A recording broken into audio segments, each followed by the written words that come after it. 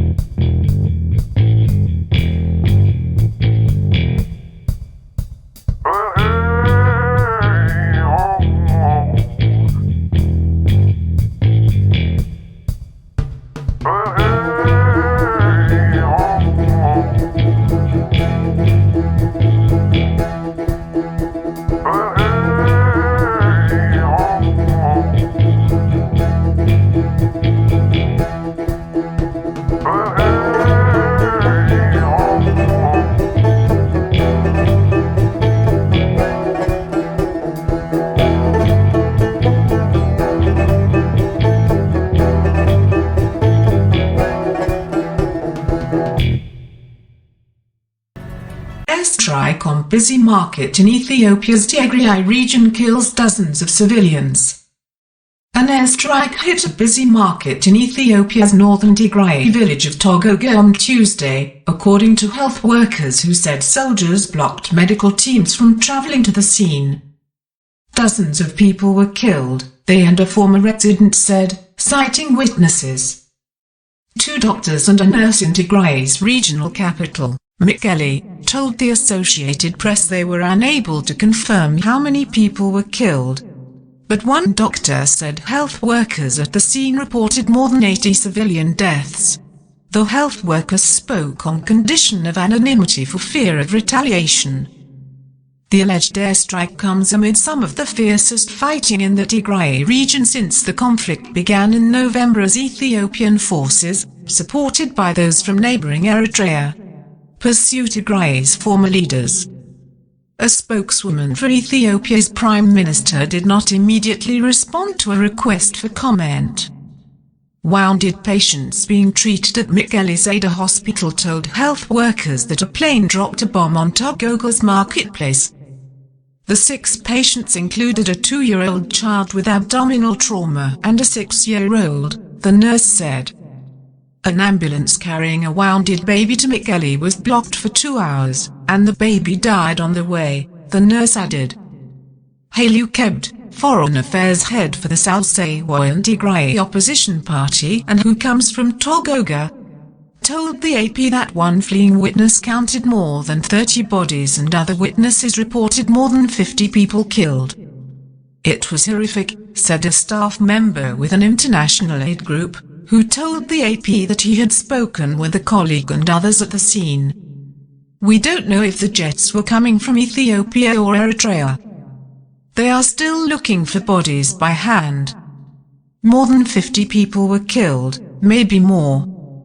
On Tuesday afternoon, a convoy of ambulances attempting to reach Togoga, about 15 miles west of Mekelle, was turned back by soldiers near Takal, the health workers said. Several more ambulances were turned back later Tuesday and on Wednesday morning, but one group of medical workers reached the site Tuesday evening via a different route. Those medical workers were treating 40 wounded people, but told colleagues in Mekelle that the number of injured is likely higher, as some people fled after the attack. 5 of the wounded were said to need emergency operations, but the health workers were unable to evacuate them out of the area. We have been asking, but until now we didn't get permission to go, so we don't know how many people are dead, said one of the doctors in Mekelle. Another doctor said the Red Cross ambulance he was traveling in Tuesday while trying to reach the scene was shot at twice by Ethiopian soldiers, who held his team for 45 minutes before ordering them back to Mekelle. We are not allowed to go, he said. They told us, whoever goes, they are helping the troops of the TPLF. The TPLF refers to the Tigray People's Liberation Front, which governed Tigray until it was ousted by a federal government offensive in November. The subsequent fighting has killed thousands and forced more than 2 million people from their homes. While the United Nations has said all sides have been accused of abuses, Ethiopian and Eritrean soldiers have been repeatedly accused by witnesses of looting and destroying health centers across the Tigray region and denying civilians access to care. This month, humanitarian agencies warned that thousands of people in Tigray are facing famine. Aid workers have reported being repeatedly denied access to several parts of the region by soldiers. The government of Prime Minister Abiy Ahmed says it has nearly defeated the rebels. But forces loyal to the TPLF recently announced an offensive in parts of Tigray and have claimed a string of victories. A resident in Adigrat, about 60 miles north of Mekelle, said a group of Tigrayan fighters briefly entered the town Tuesday, although he said it had since been retaken by Ethiopian and Eritrean forces. He said federal police had been seen beating people in the center of the town. Everybody is staying at home, there is no movement in the town, he said. Renewed fighting was also reported in Edagamas and Wukro, 2 towns that sit on the main road to Mekelle. The reports came as Ethiopia held federal and regional elections Monday. The vote was peaceful in most parts of the country, but there was no voting in Tigray. Over to Ethiopia, and its army has now warned that it will use tanks and artillery to capture the capital of Tigray as the conflict threatens to destabilize the Horn of Africa. The army asked civilians to save themselves from artillery attacks. Earlier, the Ethiopian Defense Forces also said that they were using drones in the fighting. This comes as the Ethiopian government rejected mediation attempts by African leaders.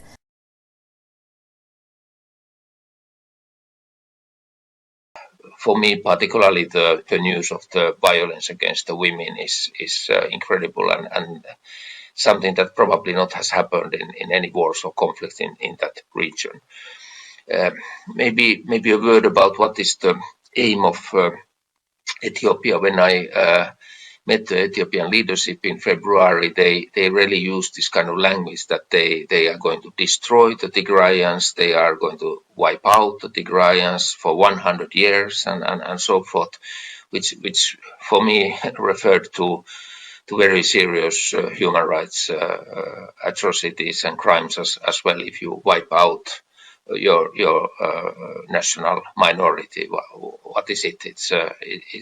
You cannot destroy all the people, you cannot destroy all the population in Tigray, and I think that's very obvious that we have to react and